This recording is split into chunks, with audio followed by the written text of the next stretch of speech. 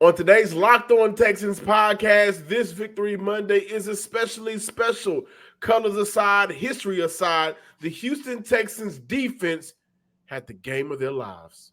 You are Locked On Texans, your daily Houston Texans podcast, part of the Locked On Podcast Network, your team every day.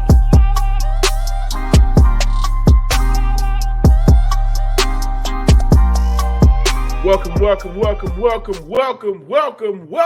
On Texans fans, listeners, and viewers, and Texan fans across the world to this Monday's episode of the Locked On Texans podcast, a part of the Locked On Podcast Network, your team every day. Thank you to all of our first-time listeners and viewers out there. If this is your first time, be sure to subscribe, like, and comment to the Locked On Texans podcast wherever you get your podcasts, including YouTube.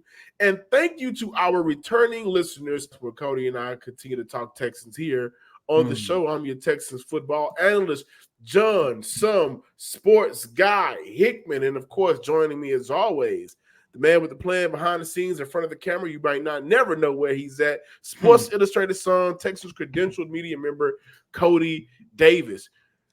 What are we talking about today? Arguably. Coach Ryan. Does he deserve Coach of the Year? Starting Case Keenum and Motors, Devin Singletary's big day. But we kick off today's show centered around the best defensive performance of the year. But today's episode is brought to you by LinkedIn. LinkedIn Jobs helps you find the qualified candidates you want to talk to faster. Post your job for free at linkedin.com/lockedonnfl. That's linkedin.com/lockedonnfl to post your job for free. Terms and conditions apply. Now, before we get started, Cody, I got some butter here for you. I got some butter. Don't eat your little crab dub. Don't eat your crab dub. Tough matchup. This is the Houston Texans defense that I think had the performance of the season. When you look at all of the adversity coming into this game, down players on both sides of the ball. Jimmy Ward goes down early, right? You're looking at a team going up against a hot Tennessee Titan team. They win this game. They keep their playoff hopes alive with no C.J. Stroud, no Will Anderson, no Tank Dell, no across the board. This defense went out there, 7 sacks, 12 tackles for loss, 11 QB hits, 6 pass deflections, 1 interception, a couple of interception drops, and they held Derrick Henry, who has been running crazy on the Houston Texans in his last 5 outings, 200 yards per game. They held Derrick Henry to 0.6 yards per carry, an absolute masterclass performance by the Texans defense. I'm not going to lie to you, John, listeners and viewers. I thought without a shadow of a doubt that we will be sitting here talking about the terrible defensive performance by the Houston Texans, because you already mentioned it, John. You got to take a look at all of the injuries that the Texans had on the defensive line. There's one name you forgot to mention who has arguably been a top 5 defensive player, without a shadow of a doubt, a top 10 player for the Houston Texans this whole entire season. Linebacker Blake Cashman. You're going to Tennessee, going up against Derrick Henry, a guy, to your point, John, has averaged over 200 yards over the last 5 games against the Texans. As a matter of fact, let's break this down a little bit more. Over the last 5 games, Derrick Henry has rushed for 1,018 yards with 10 touchdowns. You're going into Tennessee without Will Anderson, Blake Cashman, 2 of, let's say, the top 5 guys responsible for your improvements against the run. When you look at how good the Tennessee Titans did look in that first offensive drive where they recorded 85 yards with their first touchdown. By the way, that connection between Will Levis and Treylon Burks, That was I think it was a 30 or 32-yard completion that took place right after you lost Jimmy Ward due to a concussion. And John, what is something that I have been harping on for this entire season every time the Texans play without Jimmy Ward? Without Jimmy Ward, the Texans give up big play after big play after big play. And that was the prime example of how important Jimmy Ward is to that defensive backfield. However, after that offensive drive by the Tennessee Titans, the Houston Texans defense ended up recording 5 consecutive stops where they held Tennessee to 65 yards. And when you take a look at the defense as a whole, you're looking at a situation where, excluding that offensive touchdown drive for the Tennessee Titans, the Texans had held Tennessee to 85 yards for the rest of the game. In regulations, I didn't held that offense to 9 points. Held that offense to 9 points. The fact that you allowed Derrick Henry to rush for only 9 yards without a shadow of a doubt, a season low. By the way, Derrick Henry did not get his first positive rushing yards on the ground until midway through the third quarter. I understand I say this a lot, but I think I'm going to retire this statement for this game. This was the best defensive performance that we have seen from the Houston Texans, not just this year, but I would say over the last 3 seasons. That's part of the reason why later on in the show, we got to talk about why Coach DeMeco Ryans deserved Coach of the Year. This was a phenomenal defensive performance. John, I know you got to talk too, but I do want to say this as well. Go ahead. Not only did they hold Derrick Henry, but they also did a phenomenal job of containing DeAndre Hopkins, who just looked like DeAndre Hopkins from the Houston Texans during their victory last week. They held him 2 catches for 21 yards. I understand there was one, possibly 2 big plays he could have had. However, kudos to Jalen Petrie. Kudos to Derek Stingley Jr. for not giving up on the play. Phenomenal defensive performance from this team on all 3 levels, especially your guy. I know you're going to get into him, Christian Harris. Oh, my God. Oh, my God. So, look, here's the thing about this game, what I saw from this performance. Cody, when you say this was the best defensive performance we've seen all year, I stamped that. I think this was the best defensive performance we've seen from a Texans defense in 2 years at least, in 2 seasons at least. But this is why the matchup versus the Titans was so special. Of course, we know the history. Of course, we know the drama, the social media drama, the history drama, whatever you want to call it, heading into this game. But there has been, throughout 15 weeks, how many times have we really, through 4 quarters, have said, oh, this is DeMeco Ryans' defense? Through 4 quarters.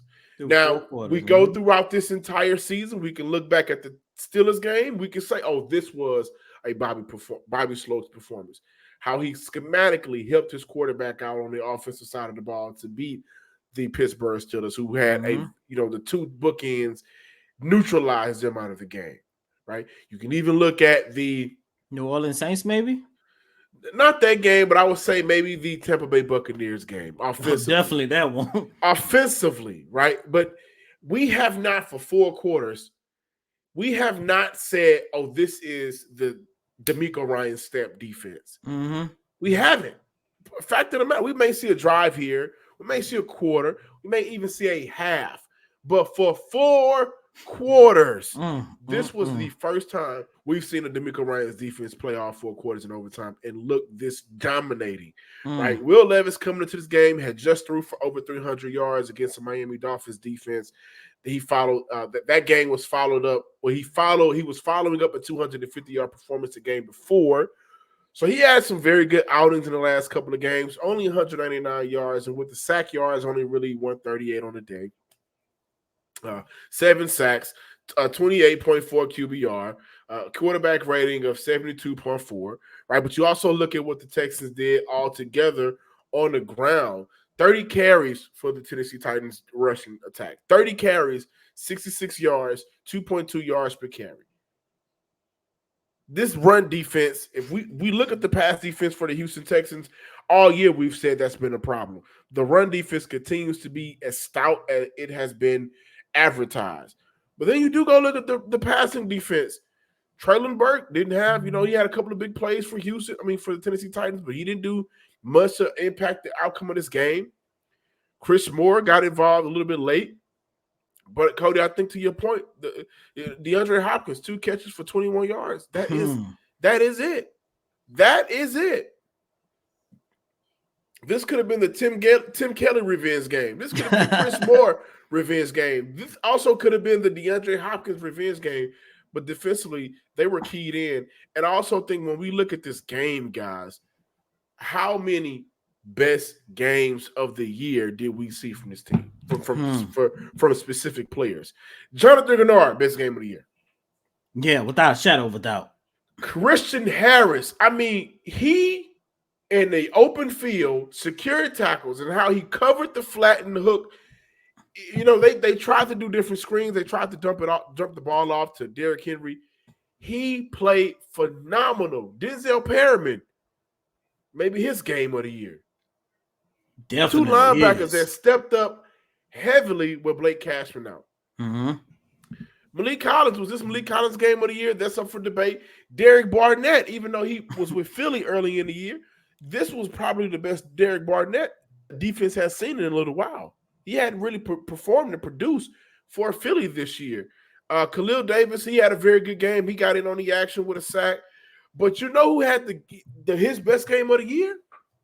And this was after Jimmy Ward went down. Jalen Petrie. The hometown kid, Jalen Petrie, yes, had sir. his best game of the year, breaking up that DeAndre Hopkins pass that went for like 42 at the last second, punching that out. He dropped the interception, but that was the interception that he could have had. That was the best coverage I've seen from Jalen Petrie all year. And so when you look at how this team was able to will their team to victory, it was all on the defensive side of the ball. Only allowed 9 points, 3 field goals. The touchdown came from a pick six. We'll talk about the offense. But defensively, after I sat back and I saw that the Houston Texans are now 8-5 on the year, 8-6, excuse me, I said to myself, there were several players who had their best game of the year on the defensive side of the ball.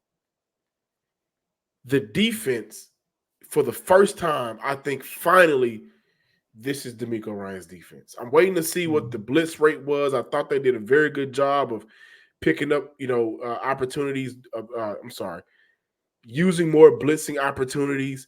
They was able to get after the quarterback because they, just making him frantic. They took advantage of a weakened offensive line, which with all of the things we're talking about now, they didn't do the week prior against the New York Jets. So I think this is the first time DeMeco Ryans was like, okay, I hear the noise. Matt Burke, I've heard the noise. I don't know who called defensive plays. We may not find out. Hopefully we do, but this was a game for DeMeco Ryans. And he came out and he gave his defense all of the help and support they needed from the sidelines, unlike Bobby Slug, who I think still has some room to grow. Can't wait to talk about that. But Devin Singletary, when we switch sides, man, did he have a big day. Hey, guys, when you're hiring for your small business, you want to have as many top-tier candidates as possible to interview. That's why you have to check out LinkedIn Jobs. LinkedIn Jobs helps you find the right professionals for your team faster and for free. LinkedIn isn't just another job board. LinkedIn has a vast network of more than 1 billion professionals, which makes it the best place to hire. Hiring is easy when you have that many qualified candidates. So easy that, in fact, 80% of small businesses get a qualified candidate within 24 hours. Can't beat that.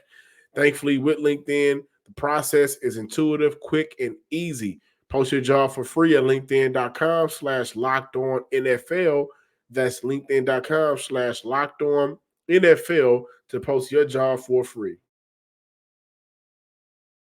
Welcome back in, ladies and gentlemen, to this Victory Monday installment of Locked On Texans. John, I cannot believe this is our 8th Victory Monday of the season, surpassing the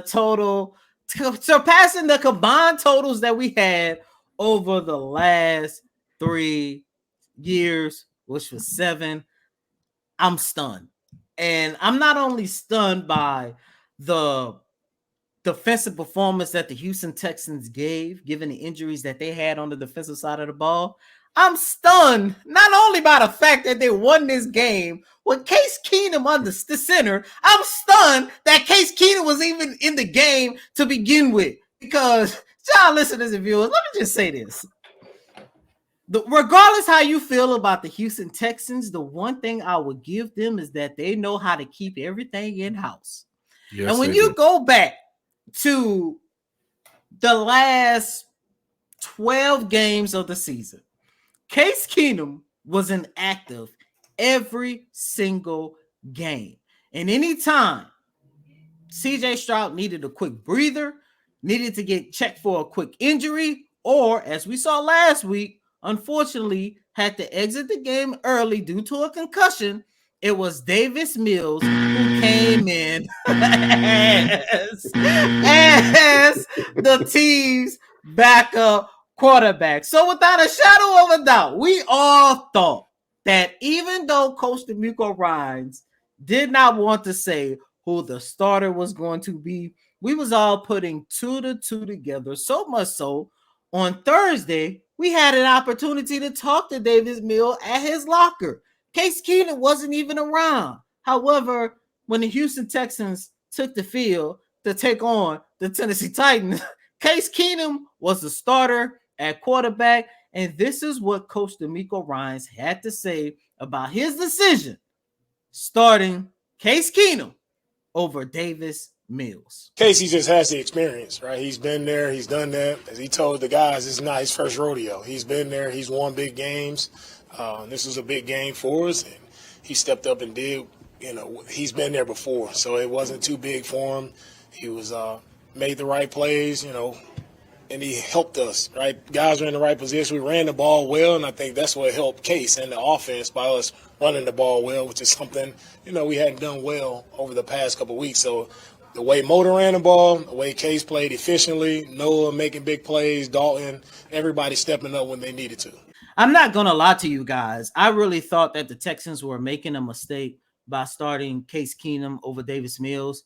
However, I was wrong. And it's one of those situations, John, I know you heard me say this a lot. As a reporter, as an analyst, there's certain things I say and write I want to be wrong about because that means that it worked in the team that I'm covering. It's working in their favor, i.e., you see the season that Alper and Shagun is having with the Houston Rockets. I did not see that coming. However, to flip things over back to the Houston Texans, look, I understood that whoever the Texans were going to start against the Tennessee Titans, they wasn't going to give their best CJ Stroud impression. If anything, it was just going to be a quote-unquote game manager. And that's exactly what Case Keenum did. And I liked how they used Case Keenum's experience playing in a big game, because if they lose this game, without a shadow of a doubt, I think that would have ruined their chances of making the playoffs. However, they used Case Keenum's experience in big games, and he actually went out there and helped the Houston Texans win their 8th game of the season. I know it wasn't nothing spectacular and phenomenal that he did. However,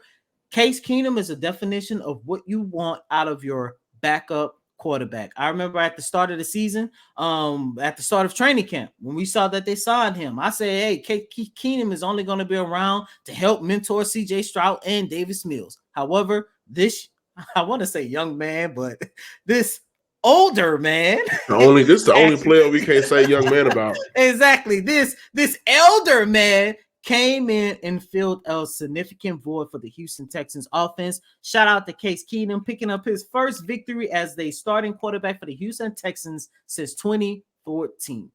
I may be on the outside looking in with this one, but I don't think there would have been a big difference between whether Davis or Case would have started. I think the outcome would have been the same because of the man who had the ball in his hand And that was Devin Singletary. I hated at the end of the game his walk-off TD was erased, but Oh man. Kamie Fairbairn was able to kick the field goal to win it for Houston 19-16, which, by the way, on a crossover. That's what I said. I thought it was going to be a close game. It was going to come down to 3 when I did the crossover with Tic Tac Tyler for the Locked On Titans. But I honestly don't think it would have been a big difference. If anything, maybe you would have saw Houston have an opportunity to take more shots down the field because of Davis's arm talent. Compared to Case Keenum's arm talent. Um, Honestly, Case Keenum's pick six, I could see a situation, a scenario where Davis Mills would have thrown a pick six. So I don't think there was a big drop off or difference between Case and Davis, but I do love that the confidence behind putting Case in there, I think, was the biggest thing.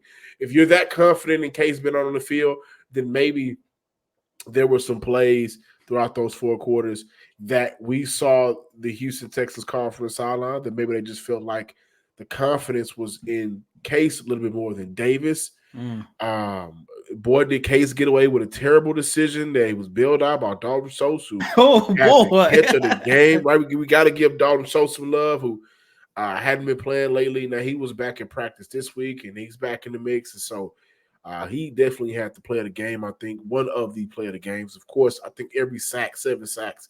This, you can look at that as a play of the game. But shout out to Dalton Schultz. I think offensively, a banged up offensive line. Laramie Tunsil goes out for a couple of plays, for a couple of drives, and we already know how banged up this offensive line was coming into this game. Charlie Heck had a rough game. I thought that Juice Scruggs was much better as a run blocker today. I believe that of the 120 rushing yards that Devin Singletary accounted for, I think 60 to 65 was behind Juice Scruggs' side. So that's a positive. Did look good, man. That is a positive. I think this was the first time that young man in Juice Scruggs felt comfortable at that position. We know that he was brought in to play center, but at the left guard position, he looked good. Michael Data did not. Oh, my goodness. In space, he did not put a hand on nobody a couple of times. But I thought that Devin Singletary is what wheeled this team to victory because he was able to, especially in the first half, where maybe it was like a 3rd and 15, you just saw him run off, get some good runs, right? Maybe pick up 13 of the 15 yards that they needed. And so maybe you get better field position, right? Maybe it's 2nd and 8 and he's picking up 8 yards. So now you're doing a better job of putting your team in a better position to move the ball. For the Houston Texans, when I look at this game, offensively, I was not blown away by Bobby Sloyd, honestly. I thought that, and by the way, the Houston Texans did go 4-15 on 3rd downs, one of one on 4th down on the day. But I thought Bobby Sloyd, and again, I'm looking at CJ Stroud is out, no Nico, no Tank Dell. But a fullback screen was unnecessary. There was another a wide receiver screen to Steven Sims. And then you had the 2 reverses to Steven Sims, and he didn't do good on either one of them. Did he drop one of them? He fumbled one of them. I came away from that saying to myself, Xavier Hutchinson has been successful in that role for Houston this year. Why not continue to use that young man who's a better athlete at this point of his career in that situation? And also maybe doing that could help get him going. Right. And so I came away from this game wanting more from Bobby Sloyd. I think that's fair. I think that's a fair assessment.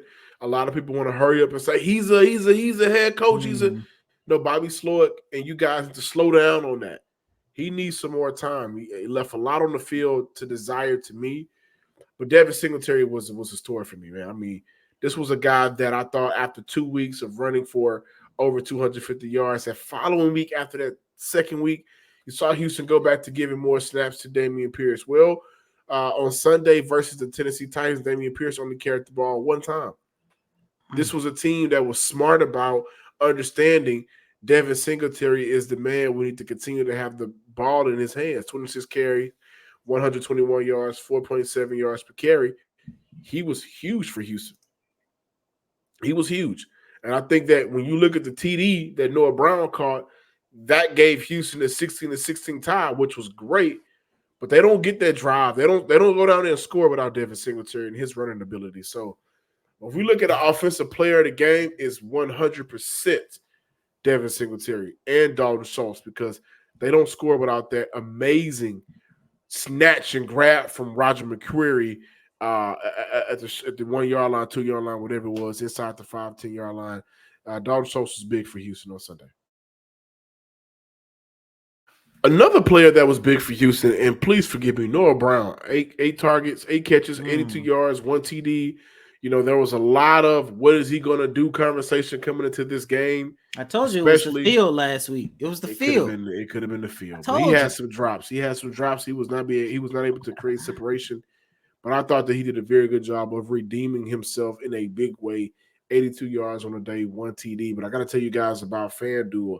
As the weather outside gets colder, the NFL offers stay hot on FanDuel. Right now, new customers get $150 in bonus bets with any winning $5 money line bet. That's $150 in your pocket if your team wins. If you've been thinking about joining FanDuel, there's no better time to get in on the action.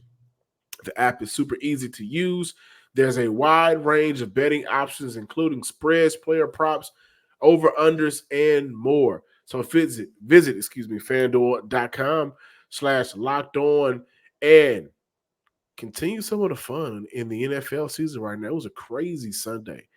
And I know with crazy Sundays, it was some crazy payouts. So check it out on FanDuel.com/locked-on. FanDuel, the official partner of the NFL. Welcome back in, ladies and gentlemen. Before we wrap up this Victory Monday installment of Locked On Texans, man, we got to have this conversation. Coach DeMeco Ryans has to be Coach of the Year in the NFL. There's no way around him, man. Shane Steichen is doing a damn good. I think that I understand. Yes, I think if DeMeco and his team makes the playoffs, then there's no doubt about it. Considering the Texans' past. But I cannot, and I'm sorry, and I don't want to be attacked in the comments, and please forgive me. Again, let me reiterate. What this team has been through in the past definitely warrants DeMeco Ryans being Coach of the Year if they make the playoffs. But right now, Shane Steichen has done a phenomenal job with their in-division rival, teammate, whatever, franchise mate, the Colts. A lot of similarities between the two. Anthony Richardson goes down. You have to bounce back over to Gardner Minshew, and he's done a phenomenal job as a backup starting now. Who was a starter before in the NFL, so I don't want to give too much backup credit, right? He's not like Jake Browning. But I think the race between DeMeco Ryans and Shane Steichen is neck and neck. I love this conversation because he absolutely deserves a nod. He does. Look, no disrespect to what he's been able to do in Indy, but I put it like this. If somebody at the start of the year from the future would have came and said, hey, Cody, the Indianapolis Colts will be 8-6 with a chance to go to the playoffs after defeating the Pittsburgh Steelers on a Saturday night, I could believe that. But if somebody would have came up to me and said the Houston Texans without Will Anderson Jr., CJ, Nico, Tank Dell, Titus Howard, all these injuries, they are also 8-6 with a chance to go to the playoffs.